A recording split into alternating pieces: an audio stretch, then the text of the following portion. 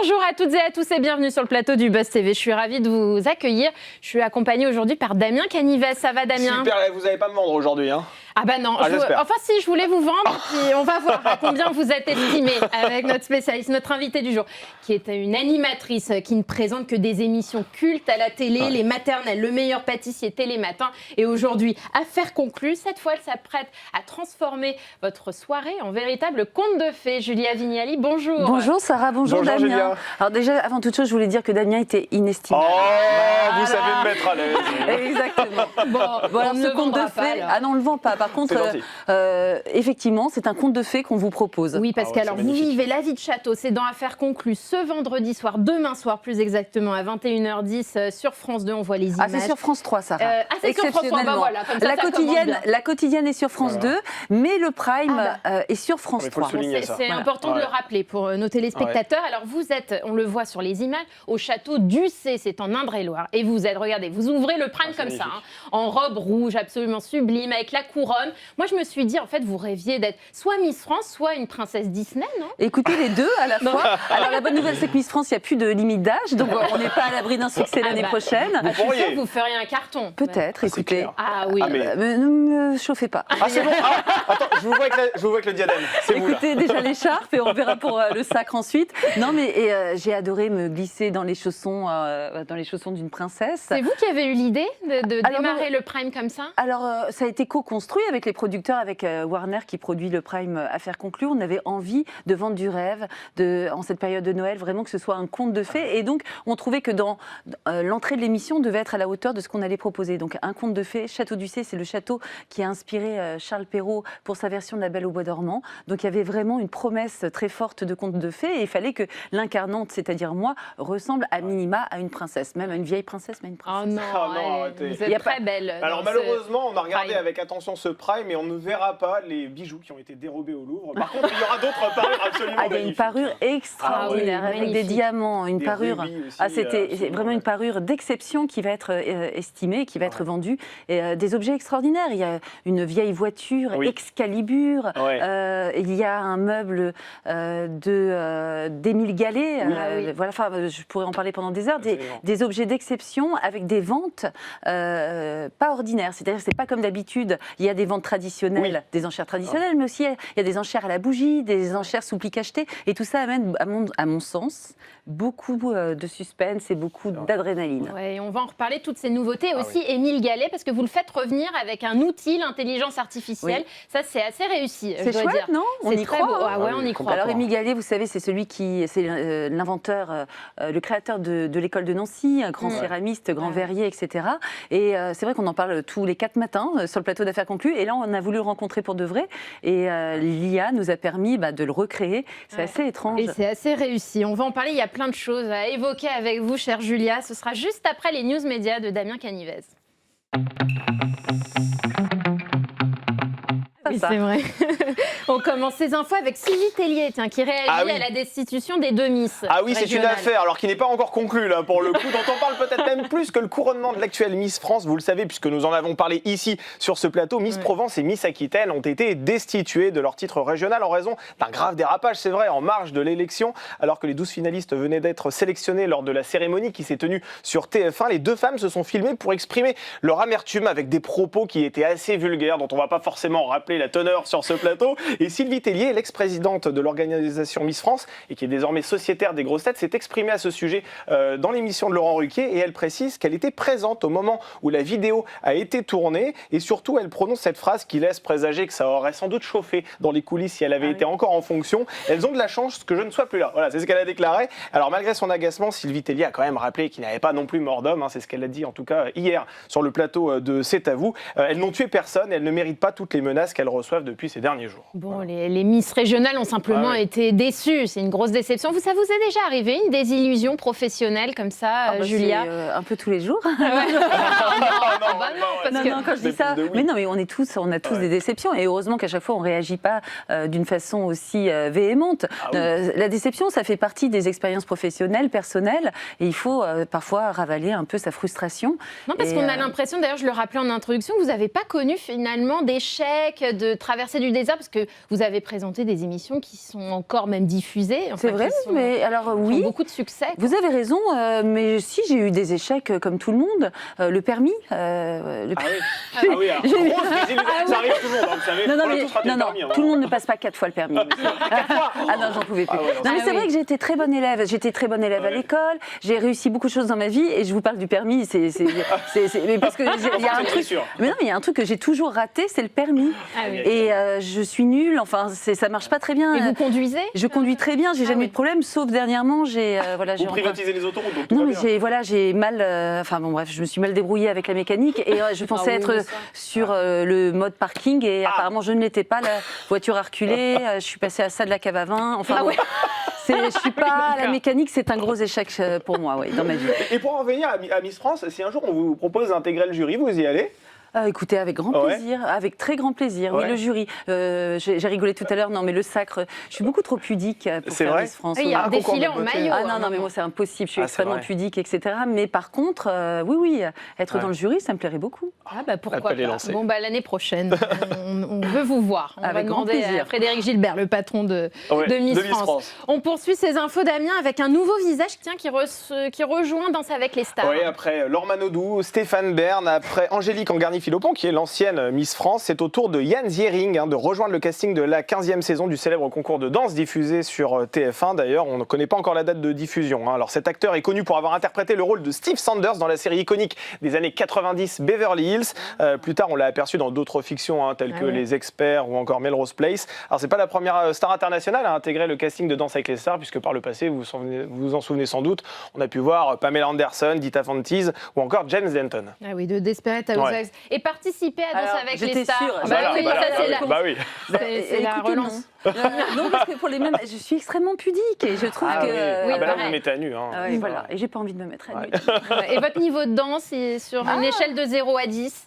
Écoutez, non, non, il n'est pas terrible, mais j'adore la danse. Par contre, je suis assez fascinée par ça. Sur mon temps libre, par exemple, je fais du cardio dance. Vous voyez à quoi ça ressemble? C'est à mi-chemin entre la zumba et le fitness. Ça m'amuse beaucoup. C'est l'aérobic, quoi. Ouais, et puis on danse sur Shakira, sur. Sympa. Ouais, ça j'aime bien. Je suis pas très bien coordonnée, mais j'aime bien. Ouais, ça me plaît beaucoup. Bon. Enfin, des vidéos de ça, vous voyez. C'est ce qui nous manque. Vous voyez. viendrez avec moi, Avec plaisir. Moi, Shakira, vous savez, c'est ma vie. Allez, on termine, Damien, ces infos avec le chiffre du jour 83. Ah oui, alors c'est sans la moindre indélicatesse de notre part, l'âge au terme duquel Mercotte a choisi de raccrocher son tablier. Ce jeudi 11 décembre, c'est ce soir, Mercotte apparaîtra pour la toute dernière fois dans Le Meilleur Pâtissier, dont la 14e saison s'achève lors d'une finale qui s'annonce évidemment en pleine d'émotion. Elle proposera aux 3 candidats toujours en lice une épreuve technique particulièrement redoutable, permettant de faire renaître un gâteau oublié, mais surtout de nombreuses surprises vont venir ponctuer cet épilogue pour rendre hommage à cette femme qui aura marqué bien évidemment de son empreinte cette émission mythique. Et je crois qu'elle va être très très émue ce soir. Ça doit vous faire quelque chose, Julia? Oui, alors, vous savez que j'ai croisé Mercotte il y a 2 jours, parce que nous étions sur un événement ensemble pour récompenser des pâtissiers, et je l'ai vue et ça m'a permis de l'embrasser comme du bon pain, ce qu'elle veut dire, et de la féliciter pour toutes ces années de bons et loyaux services. Elle a marqué le programme, c'était une camarade formidable, et voilà, je pense qu'il va y avoir beaucoup d'émotions. J'ose même pas imaginer Cyril Lignac, c'est sa seconde maman. C'est le duo qui portait l'émission avec il l'adore. Et puis il est très proche dans la vie. Oui, voilà, je pense que ça va être plein d'émotions. Ouais. Et vous regardez encore l'émission, Julia? Non, je regarde pas trop Le Meilleur Pâtissier. En fait, j'évite de regarder les émissions que j'ai animées parce que ça peut me faire un petit pincement au cœur. Ah, c'est vrai, vous pouvez avoir un peu de maternelles, nostalgie quand même. Les maternelles, oui, pareil, toutes ces émissions, Télématin, les maternelles, Le Meilleur Pâtissier. J'avoue que quand je tombe dessus, je change pas de chaîne, mais je cherche pas à les regarder. Ce qui est fait n'est plus à faire. Et vous êtes resté en contact avec Cyril Lignac? Alors Cyril, je l'appelle pour avoir des réservations quand son restaurant est plein. C'est toujours utile. C'est un homme bourré de talent, donc il est un peu victime de son succès parfois. Et c'est bien d'avoir le 06 du chef. J'avoue que j'en use. Bon, vous restez avec nous, chère Julia. On va tout de suite parler du Prime d'Affaires conclues. C'est demain soir sur France 3. Tenue de gala exigée pour Affaires conclues, le conte de Noël. C'est demain soir, en première partie de soirée, sur France 3. Alors, c'est quoi la différence entre la version quotidienne et cette version événementielle en prime time? Vous l'avez dit, Sarah, tenue de soirée exigée, c'est-à-dire qu'on pousse les curseurs, on retrouve vraiment l'ADN d'Affaires conclues. C'est le même principe, c'est-à-dire des anonymes qui nous présentent des objets, une estimation par des commissaires-priseurs et une salle des ventes. Comme je vous le disais tout à l'heure, les variantes, c'est déjà le Château du Cé, le décor quand même qui est assez exceptionnel. La voiture Excalibur, par exemple, sera expertisée dans la cour du château. On va visiter les plus jolies pièces du château où seront expertisés les autres objets. Donc c'est déjà une découverte du patrimoine. C'est un décorum magnifique. C'est aussi des objets d'exception. Je vous parlais de la voiture, de la vitrine Émile Gallet, de la parure, de diamants. Il y a 10 objets ce soir et effectivement, chacun dans leur genre est un objet exceptionnel qui mérite une estimation. Voilà, exactement, une estimation importante et suivie d'une bataille d'enchères. Et cette nouvelle chose que l'on introduit dans le Prime, c'est les enchères différentes. Cachetée, c'est ça. Alors, en fait, qu'est-ce que c'est Alors voilà, parce qu'à l'origine, dans la quotidienne d'Affaires conclues sur France 2, vous avez des enchères, donc chacun prend la parole, on fait monter les enchères et voilà. De façon très classique. Ça existera encore dans le Prime, mais on a rajouté des enchères qui pourront être sous pli cacheté. Alors c'est-à-dire que vous regardez l'objet, vous l'observez, vous dites bon, pour moi ça vaut tant. Vous mettez votre chiffre dans l'enveloppe cachetée, c'est-à-dire qu'avec de la cire vous ne pouvez plus la décacheter. Enfin, il n'y a que moi qui peut le faire au moment de la découverte des enchères. Et donc c'est assez intéressant parce que comme vous ne savez pas ce que les autres ont proposé, voilà. Donc vous ne pouvez pas renchérir. Non. Donc parfois ça peut se jouer à 20 €. Vous voyez. Oui, mais quand ça se joue à 4 000 €, par exemple, la personne qui récupère l'enchère peut être dégoûtée aussi parce qu'on va se dire, attendez, finalement, j'aurais pu l'avoir pour 2 000. Exactement, mais voilà, ça crée ce genre de suspense, ce genre d'adrénaline. Et puis vous avez la vente à la bougie, c'est-à-dire que vous avez 3 bougies, 30 secondes par bougie, et vous avez 1 minute 30 pour vous positionner, et ça crée là aussi un peu de stress et un peu d'adrénaline. Et comment vous sélectionnez les vendeurs exactement? Comment sont-ils castés? Alors c'est l'équipe de casting de Romain que je salue. Voilà, on a une équipe de casting formidable sur le plateau d'Affaires conclues. C'est Romain et ses équipes qui passent leur journée à chercher non pas des gens, nous on caste pas les gens sur le plateau d'Affaires conclues, on caste les objets. Les gens arrivent avec l'objet, ce sont les propriétaires. Mais nous, ce qui nous intéresse, c'est pas tellement. Vous savez, il y a des émissions où on caste vraiment les gens. 95% des émissions. Nous, c'est vraiment les objets. Et les gens viennent avec leurs objets. Alors parfois, on a des surprises et c'est ça qui est fabuleux et rigolo d'ailleurs. Donc on caste les objets et ce sont les équipes d'Affaires conclues qui s'en chargent. C'est un travail à plein temps évidemment et il faut faire le tri parmi tous les objets qui nous sont proposés sur France.tv rubrique Affaires conclues. C'est l'endroit où vous pouvez postuler. Voilà, je suis sûre qu'il y aura du monde. Et en parlant de casting, tiens, hier on avait Richard Orlinski qui était à votre place, Julia. Il avait une question à vous poser, on regarde. Alors Julia, écoute, j'ai un truc à te dire. Je suis très heureux que demain, évidemment, tu vas être dans l'émission à ma place. Alors attention, j'ai bien chauffé la place, elle est formidable. Mais moi, ce que je rêverais, si tu veux, c'est de participer à l'émission, de pouvoir venir vendre un objet. Donc la question que je te pose, est-ce que c'est possible? Et j'aimerais bien que tu me répondes favorablement de venir, effectivement, dans Affaires conclues, pour vendre un de mes objets à toute votre équipe. Voilà. Peut-être un Kong bientôt dans Affaires conclues. Mais c'est génial, écoutez, il faut que j'en parle, faut que je regarde le règlement d'Affaires conclues, mais je ne vois pas pourquoi l'artiste en lui-même ne pourrait pas venir vendre l'objet. Puisqu'on a des gens qui possèdent ces créations et qui pourraient décider de venir les vendre. Alors pourquoi l'artiste n'aurait pas le droit de le faire? Et vous faites des spéciales célébrités parfois aussi? Alors c'était du temps de Sophie Davant, il y avait des spéciales célébrités depuis mon règne. Vous êtes une princesse. C'est le fil rouge c'est le fil rouge de notre interview. Il n'y a pas eu ce format qui est revenu, peut-être ça reviendra un jour, mais c'est vrai qu'on donne majoritairement, enfin c'est le principe de l'émission, place aux anonymes et voilà. Et en parlant de règlement, j'ai appris dans cet épisode que vous n'avez pas le droit d'acheter. C'est dans le règlement, mais je ne savais pas. Si vous craquez demain sur un objet... si je craque demain sur un objet, je le prends en photo. Ah oui, d'accord. Et après, je vais sur, on peut dire... je vais sur une appli là, truc. Pour vendre en ligne, voilà. C'est ça. Non, pour estimer. Non, mais pour savoir c'est qui exactement et les objets qui ressemblent. Je me débrouille quoi. Et après, j'essaie de trouver ça dans les brocantes comme tout à chacun. Et vendre, vous avez le droit non plus? Ah non, j'ai pas le droit de vendre. J'ai pas le droit de faire du business avec c'est normal avec mon émission. Mais j'adore. Enfin, ça me donne des idées. C'est extraordinaire. Mais c'est extraordinaire. J'ai commencé une collection de bronzes animaliers, alors que moi, les bronzes, il y a 2 ans. Depuis l'émission? Mais oui. Je commence à regarder, quand je vais chez les gens, là je regarde les objets. Chez nous, il n'y a pas grand-chose. Cette tasse des 200 ans du Figaro. on n'a pas le droit d'apprendre, c'est interdit. Non, mais c'est passionnant, je vous jure. Et Ouais. puis, les objets que possèdent les gens en disent beaucoup sur eux, et puis beaucoup sur leur histoire familiale. C'est... Donc vous chinez le dimanche, vous êtes au Puce de Saint-Ouen, par Alors, pas au exemple? Puce de Saint-Ouen, moi, Oui. non, je passe la majorité de mon temps en Bourgogne, mais on Ah a oui. plein de belles brocantes Ouais. près de chez nous, de vide-grenier. Vraiment, ça occupe tout mon temps, y compris mon temps libre, c'est vrai. Il n'y a pas si longtemps que ça, vous avez célébré le 3 millième numéro d'Affaires conclues en compagnie de Sophie Davant, d'ailleurs, qui exceptionnellement est revenue à vos côtés dans cette émission. Comment les retrouvailles se sont-elles passées? Mais génial. Ouais. Alors Sophie, pour tout vous dire, était extrêmement émue. Je crois oui. qu'elle était déjà en larmes quand elle est arrivée au maquillage. Moi, je suis émue par son émotion, en fait. Ouais. J'ai été émue par son émotion et j'ai trouvé que le fait qu'elle accepte l'invitation qui lui a été faite par Warner et moi-même, c'était super classe. C'est touchant aussi, ouais. C'est hyper touchant. Ouais. Elle a marqué le programme. Elle a été très généreuse avec moi dans la co-animation. Voilà, il y a eu une vraie sororité, un vrai partage. Et elle pleurait en arrivant. Je crois qu'elle a un peu pleuré pendant et je crois qu'elle a un peu pleuré en partant. Ouais, Et franchement, je trouve ça touchant et je comprends.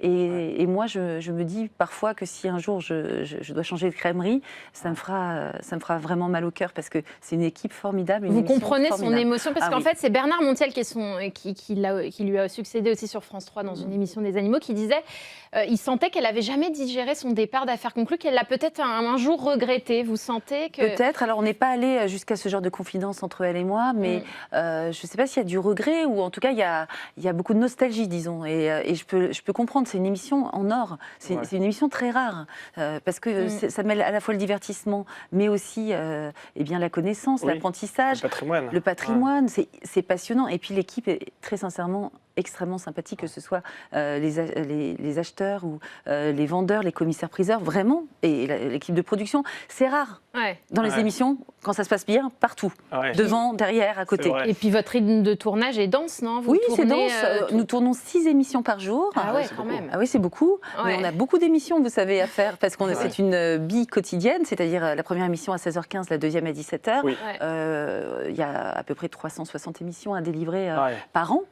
Donc c'est beaucoup, mais je tiens le choc. Et puis quand vous aimez ce que vous faites, très sincèrement, le temps passe vite. Le fait est que vous avez un agenda bien rempli, la Oui. preuve. Mais est-ce que vous avez d'autres envies aussi sur France Télévisions? Ah bien sûr. Ouais. Écoutez, on en parle régulièrement avec France Télévisions. J'ai eu la chance plusieurs fois d'animer des primes avec eux. Le dernier en date, Ouais. vous allez le voir vendredi sur France 3. Donc on n'est pas à l'abri de belles propositions et d'affaires conclues avec France Télévisions. Ah, c'est bon. Décidément, cas c'est de aussi le ma fil dire. rouge. C'est le cas de le dire exactement, c'est vraiment le fil rouge. Bon, et ben comme on parle d'affaires conclues, on vous a concocté un petit jeu, Julia. Je vends, j'achète. Avec plaisir. Ah On oui. vous montre une photo d'un objet, vous nous dites si vous vendez, si vous achetez, puis il y aura des questions qui en découleront évidemment. Première image qui va s'apparaître à l'écran, une voiture de sport. Ah. Est-ce que vous vendez, vous achetez? Non, je vends parce que je trouve ça un peu ostentatoire. Vous voyez, je préfère Ah mon oui. Excalibur. Ah, vous n'êtes pas trop bling-bling quand même? Ah Non, ouais, c'est un peu bling vrai. pour moi. Ouais. Excalibur 1977 que vous découvrirez Ah sur ouais. le Prime, c'est plus chic. C'est magnifique. Ah, ouais. ouais. Ouais. Allez, deuxième image, les vinyles. Et pas n'importe lesquels, des vinyles de Zucchero. Vous les collectionnez, ces vinyles? Alors, je collectionne les vinyles, je ne vendrai jamais un vinyle. Et Zucchero, vous saviez pour Zucchero Bah, Bah, on sait en fait, tout, mais oui, expliquez-nous. Parce qu'à l'origine, ouais. mon premier métier a été travailler en maison disque. Ouais. J'étais ce qu'on appelle chef de produit, je m'occupais des artistes. Et je m'occupais des artistes à l'international. Et le premier dont j'ai eu à m'occuper était Zucchero, que je suis allée chercher à l'aéroport. J'étais gamine, j'avais 21 ans, je Ouais. venais d'être diplômée de mon école de commerce. Et effectivement, c'est comme ça que j'ai commencé ma collection de vinyles, en travaillant en maison de disques. J'ai une énorme collection de vinyles et je ne les vendrai jamais. Et vous vous occupez de qui d'autre en maison de disques? Écoutez, à l'époque, il y avait ce groupe qui s'appelait Mano, la vallée de Dana. Ah oui, la vallée c'était des Années, vous, ça quand même. C'était moi, Enfin, oui, vous- c'était la maison de disque, c'était Universal Music, mais moi je faisais partie de tous ces gens qui travaillaient pour ce genre d'artistes. On était en 1999-2000, à l'époque, d'ailleurs une époque assez critique pour le disque, où le streaming commençait à arriver et c'était pas évident. Mon patron, c'était Pascal Nègre, Ah oui, qui était le absolument, grand patron oui, mythique, Pascal Nègre. d'Universal. C'était cette époque-là du disque et depuis ça a beaucoup changé. Mais j'ai gardé beaucoup d'amitié avec les gens du disque et je peux la citer, Isabelle Pralon, qui est la directrice musique de M6, c'est Oui. bien ça, Ouais. et j'étais sa stagiaire. Et quand j'ai présenté le meilleur pâtissier, j'avais ma tête sur l'immeuble d'M6. Elle me dit c'est la première fois que j'ai une stagiaire qui a sa tête sur l'immeuble. Donc c'est marrant. Voilà, Et- vous avez un peu dépassé. Et pourquoi à un moment vous avez changé de métier? Comment ça s'est fait la bascule de la musique à la télé? Écoutez, moi, finalement je vous dis disais, j'étais très bonne élève. Donc j'ai pas cherché à comprendre. J'ai fait une prépa HEC. Après, je suis rentrée en école supérieure de commerce. J'ai fait du marketing. J'aimais déjà le disque et la musique. Donc je suis rentrée dans le service marketing d'Universal Music. Ouais. Et puis, je prenais des cours de théâtre par ailleurs. Et ça a commencé à me piquer. J'ai senti que ça allait me plaire.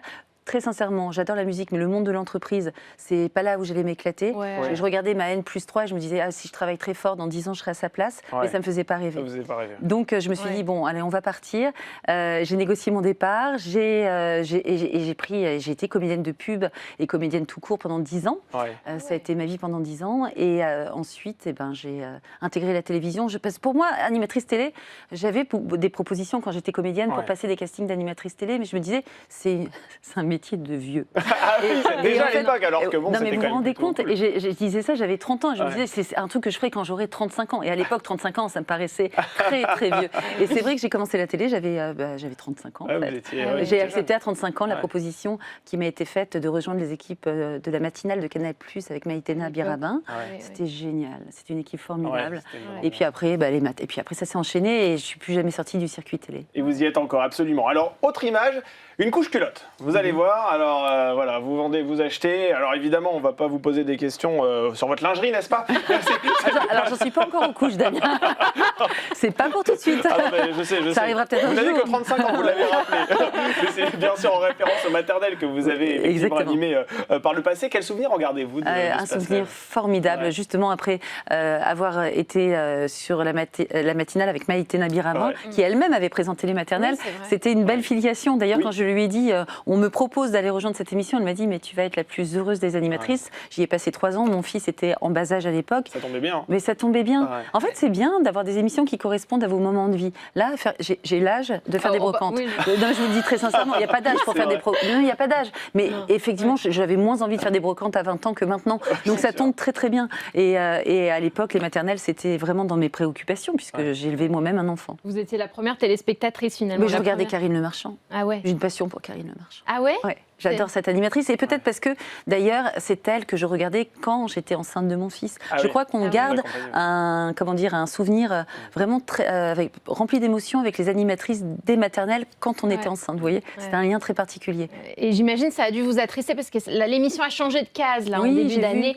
Les audiences se sont effondrées. Ils ont perdu 300 000 téléspectateurs. Là, ils vont repasser heureusement. Oui, ils vont reprendre, j'espère, des couleurs. Sur la case du matin, comment vous avez réagi à moi, je trouve que c'est a priori pas du tout la faute de l'émission. C'est parce que ça a été programmé à un endroit qui était peut-être pas le meilleur. Donc tant mieux s'ils redressent la barre parce que l'émission mérite un large public. Oui. C'est une émission d'utilité publique et il faut absolument la laisser à 1 heure de grande écoute. Allez, on va passer à la 4e image, un réveil. Un réveil, alors vous savez pourquoi on va vous proposer cette image-là, c'est évidemment... Parce que je dormais pas pendant 2 ans. C'est ça, exactement, voilà. On sait que vous vous réveillez quand même tôt parfois le matin, n'est-ce pas? Toujours. Mais le réveil, alors c'est vrai que tes matins, vous avez animé une saison, hein, 2 saisons, pardon, avec Thomas Soto. Ressenti 8. Bah oui. Alors là, ne minimisez pas le temps que j'ai passé à Télématin, parce que 3h30 du mat. Vous le sentez passer quand même. Ça ne vous manque pas par contre? Non, c'est très dur d'animer Télématin, je le dis très sincèrement, j'ai beaucoup de respect pour ceux qui continuent à le faire, et notamment à Maya et Damien que j'embrasse. Maya Loquet et Damien Thévenot. Ouais, j'ai une équipe adorable. D'ailleurs, j'ai animé Télématin parfois avec Maya, parfois avec Damien, donc je les connais bien. Chapeau. Parce que c'est un vrai sacerdoce. C'est très coûteux en termes de joie de vivre. Je l'ai déjà dit ça, mais c'est vrai. Je ne sais pas comment le dire mieux que ça. Mais on va se calmer parce que des gens qui se lèvent à 3h30 du matin pour gagner moins d'argent que les gens qui présentent Télématin, ça existe aussi. Ils sont nombreux. Donc j'en profite pour faire un petit coucou à tous ceux qui se lèvent tôt. Ils sont nombreux. Les pâtissiers notamment que je connais bien, c'est des gens qui se lèvent à 2 du matin. Mais très vite, vous avez réussi à reprendre un rythme normal? Oui, alors comme j'avais fait la matinale sur Canal il y a 15 ans, je m'étais déjà réveillée très très tôt ensuite. J'ai toujours été une lève tôt, donc le rythme, je me lève plus à 3h30, mais assez facilement, je me réveille naturellement vers 6h, 6h30. Ah oui, donc sans réveil. C'est pas mal. Oui. Et vous êtes une couche tôt ou par contre, j'adore me coucher tôt. Ah ouais. Ah oui, j'adore me coucher tôt. J'adore. Je suis un beau des nuits quand je m'entends parler. Non, mais j'aime manger à 18h30, j'aime coucher à 21h30, j'aime me réveiller frais comme un gardon à 6h. Quand on vous invite à dîner, il faut quand même réserver alors, je sais me tenir. Donc, Vous avez une vie sociale quand même, j'ai une vie sociale. rassurez-nous. Il peut m'arriver d'aller me coucher avant mes invités, mais comme ce sont des amis. Ah, c'est vrai, quand vous recevez chez vous, à un moment, vous dites... Je ne reçois que mes proches, donc ils me connaissent, et je peux être cette personne qui dit « Allez, je vous laisse, bisous », et je vais me coucher. Ça, c'est pour virer les gens, généralement. Parce qu'ils continuent, ils restent. Et vous savez, comme quand on était petit, je ne sais pas si vous avez ces souvenirs d'enfants, quand vous étiez au lit et vous entendez les parents qui continuent à faire la fête avec les amis. Vrai, donc moi, j'adore ça. vrai. Venez chez moi, j'irai me coucher. Et... Et de quelle émission êtes-vous le plus fier? Si vraiment vous deviez faire un petit bilan de votre parcours professionnel aujourd'hui. Je suis fière très sincèrement de toutes les émissions que j'ai animées, parce que j'étais très fière d'animer Les Maternelles, parce que pour moi c'était une émission, comme je vous l'ai dit, d'utilité publique, et c'était quand même un peu la reine des mamans. C'était très j'ai grande fierté. J'ai aimé Le Meilleur Pâtissier, parce que là on rentrait dans un format, un truc un peu poétique, hors du temps, un peu magique, et ça m'a beaucoup plu. Puis un format, c'est pas facile à animer. Bien sûr. Donc c'était très nouveau pour moi. J'ai aimé aussi ma première expérience de Miss Météo avec Maïtena, parce que c'était mes premiers directs. Le direct quand même. Télématin, 2 ans de direct. Vous étiez très stressée à l'époque quand vous étiez en direct, justement, vos premiers pas de télévision? Alors c'est vrai que j'étais pas très aguerrie au direct. À l'époque, j'avais un peu oublié de dire à Delphine Ernotte que j'en avais pas trop fait. Bon, il ne faut pas tout dire dans la vie non plus. Non, mais quand on vous pose pas la question, c'est pas peine de mentir. dire à la personne qui va vous embaucher, au fait, je sais pas trop ce que c'est le direct, ça sert à rien. Donc c'est vrai qu'à 15 minutes de la prise d'antenne pour mon premier télématin, je me souviens d'avoir dit à Thomas Soto, dis-moi, ça fait peur le direct, c'est compliqué. Et là il m'a regardé, il me dit pourquoi t'en as jamais fait? Je fais si, un peu, mais pas trop. Voilà, vous avez dû lui faire peur, là. Oui, je crois qu'il m'a regardé bizarre. Mais après, ça s'est bien passé pendant 2 ans et j'ai adoré ça. Ça me manque un peu. Mais pour conclure, affaire conclue, c'est vraiment là où je me sens le mieux. Et alors, dernière question, et l'âge, c'est une question ou pas quand on est animatrice? Beaucoup d'animatrices nous en parlent sur ce plateau, Claire Chazal, et tout ça, que les directions ne sont pas fans des animatrices qui vieillissent. Est-ce que vous le ressentez? Alors, pas sur le service public. Très sincèrement, je pense que s'il y a un endroit où on peut bien vieillir en tant qu'animatrice télé, c'est le service public. Vous savez que moi, la moyenne d'âge des gens qui me regardent, c'est plus de 60 ans. Donc, en fait, il n'y a pas de raison d'avoir une gamine qui présente l'émission non plus. Donc, je trouve que de faire corps avec l'émission et de faire corps avec son public, c'est très bien. Ça veut dire que je peux vieillir avec mon public, moi. Donc vous, ça ne vous fait pas peur? Non, ça ne me fait pas peur. L'avenir, enfin, en tout cas, non, de se dire... ce qui peut faire peur, et ça, je pense que vous êtes bien placé pour le savoir, c'est l'avenir de la télévision tout court. Mais moi, je pense que je fais partie peut-être de ces derniers dinosaures de la télévision. On ne sait pas qu'est-ce qu'il y aura dans 20 ans. Est-ce que les gens continueront à regarder autant la télévision? Donc peut-être que je fais partie des dernières animatrices télé. On ne sait pas. Oui, c'est une question que je me pose. Mais je pense que je vais avoir le temps de fermer la boutique. Et puis on aura le temps de vous regarder déjà dès demain soir sur France 3. Merci Julia Vignal d'être venue sur le plateau. Je rappelle, c'est Affaire conclue, le conte de Noël, c'est à voir ce vendredi soir à 21h10, c'est sur France 3. Et puis évidemment, on vous retrouve en quotidienne. Ça, c'est sur France 2. Sur France 2, là, on rechange de canal. On repasse sur France 2 à 16h15 et 17h. Enfin, toute l'après-midi, on est avec vous, avec Julia. Plaisir. Merci Damien. Avec plaisir. Le Buzz TV revient dès demain avec Maxime Guény, spécialiste média. On décryptera l'année média qui vient de s'écouler et on parlera aussi des Mandraques d'Or, cette cérémonie. Très bonne soirée et à demain au Buzz TV.